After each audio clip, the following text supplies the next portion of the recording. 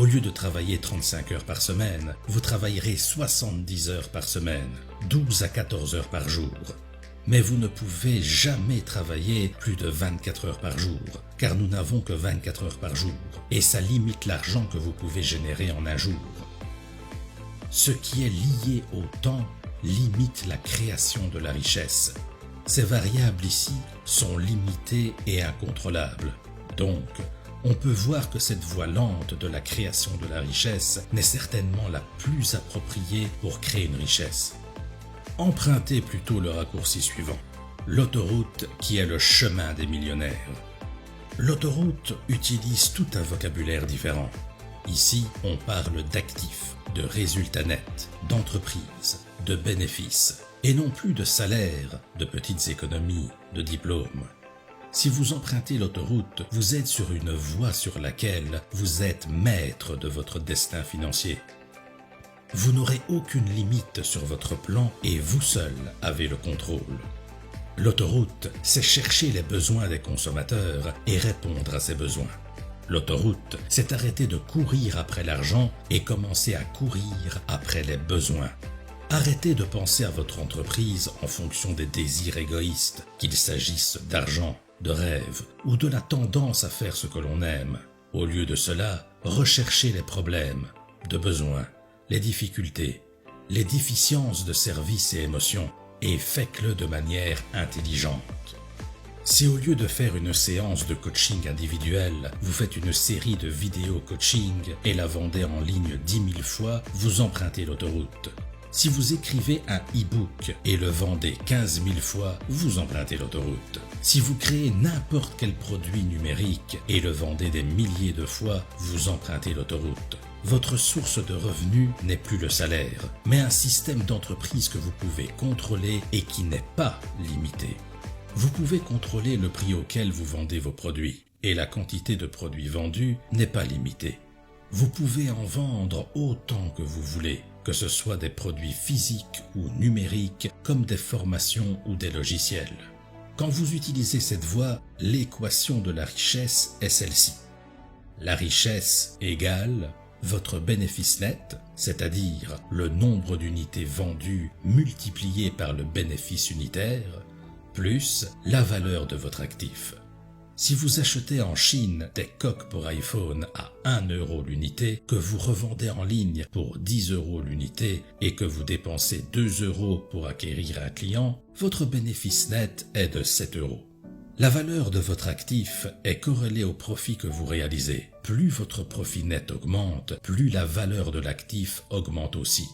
Et voici le point intéressant ici. Ce sont deux facteurs contrôlables et illimités.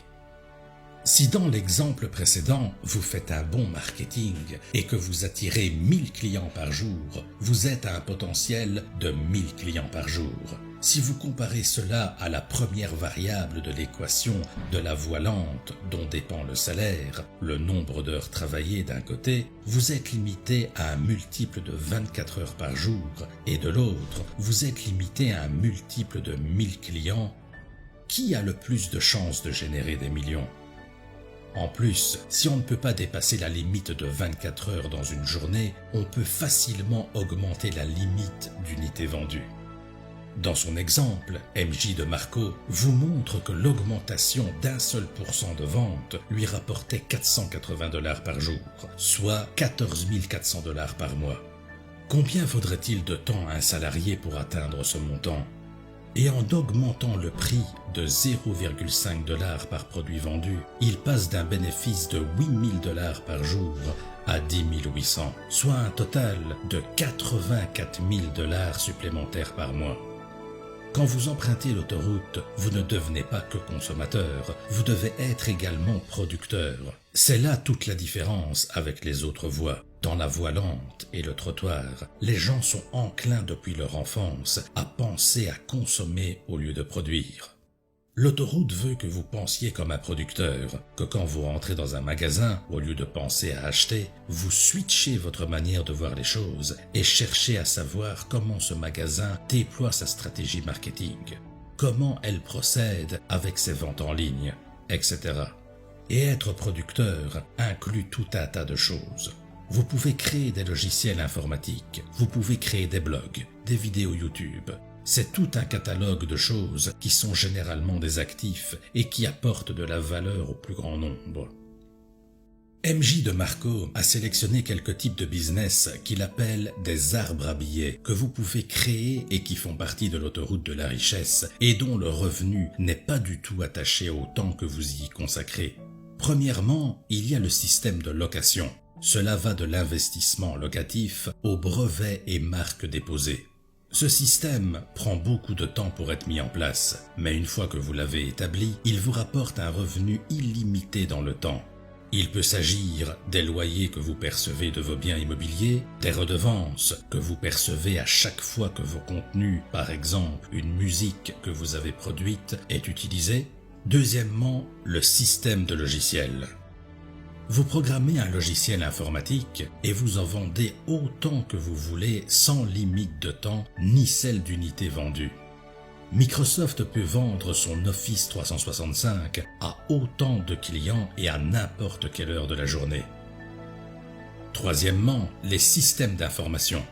Cela va des blogs aux vidéos YouTube, en passant par les audios et les magazines. C'est tous les contenus qu'on peut créer une fois et qu'on peut distribuer partout. Quatrièmement, le système de distribution. Cela inclut l'affiliation à la franchise en passant par les plateformes de mise en relation comme Amazon qui lient les acheteurs aux vendeurs. C'est essentiellement payer quelqu'un pour vendre vos produits là où vous ne pouvez pas. Toutefois, vous n'allez jamais réussir sans respecter les 5 commandements suivants.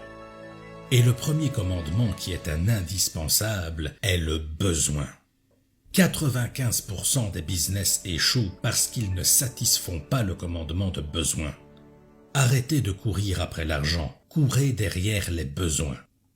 Comme on l'a dit précédemment, arrêtez de penser à votre entreprise en fonction de ses désirs égoïstes, qu'il s'agisse d'argent, de rêve ou quoi que ce soit. Et commencez à rechercher les problèmes, les besoins, les difficultés, la valeur à apporter. Quel problème votre produit résout? La seule raison d'être d'un business, c'est de résoudre un problème. Le deuxième, c'est le commandement de l'entrée. L'idée ici est de construire un business où il y a des grandes barrières d'entrée. Si la barrière d'entrée dans un business est nulle, attendez-vous à ce qu'il y ait une grande concurrence. Potentiellement, le business aura du mal à fonctionner. Mais s'il y a une grande barrière d'entrée dans le business, il sera difficile pour quelqu'un de copier votre business. Le troisième commandement est le commandement du contrôle. L'idée ici est de pouvoir contrôler chaque étape de notre business, que ce soit le prix ou la quantité des produits que nous vendons. Ce commandement est un peu subtil et difficile à satisfaire. Voici pourquoi beaucoup de gens ont leur business qui tourne autour des plateformes telles que Facebook ou YouTube ou Google.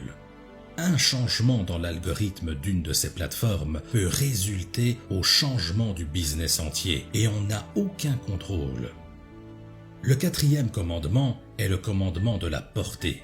Si vous voulez devenir riche par la voie de l'autoroute, vous devez construire un business qui a le potentiel d'avoir une très grande portée. Un business que vous pouvez scaler très rapidement. Cela dépend de votre terrain de jeu. Soit vous décidez de construire un magasin local et les clients ne seront que les gens qui vivent dans cette localité précise, soit vous montez une boutique en ligne et vous pouvez vendre vos produits partout avec une portée beaucoup plus grande. Dans un cas, la portée est limitée, sauf si vous déployez vos business partout dans différentes localités. Dans l'autre, la portée est illimitée. Si vous voulez faire 1 milliard, vous devez toucher 1 million de personnes. Le cinquième et dernier commandement est celui du temps. L'idée ici est de construire un business où la valeur n'est pas liée au temps que vous y consacrez. Il y a des gens qui ont réussi à construire un business qui génère des millions et qui ne requièrent que 4 heures de leur temps par semaine. Tim Ferriss a d'ailleurs écrit un livre, La semaine des 4 heures, dans lequel il explique en détail ce commandement. Mais encore une fois, l'idée est de créer un business qui ne fait pas de vous un employé, c'est-à-dire qui ne requiert pas votre présence tout le temps, tel que même quand vous partiez en vacances, votre business continuera de tourner. Voilà les 5 commandements que vous devez respecter si vous empruntez l'autoroute du millionnaire. N'hésitez pas à lâcher un like si vous avez aimé cette vidéo.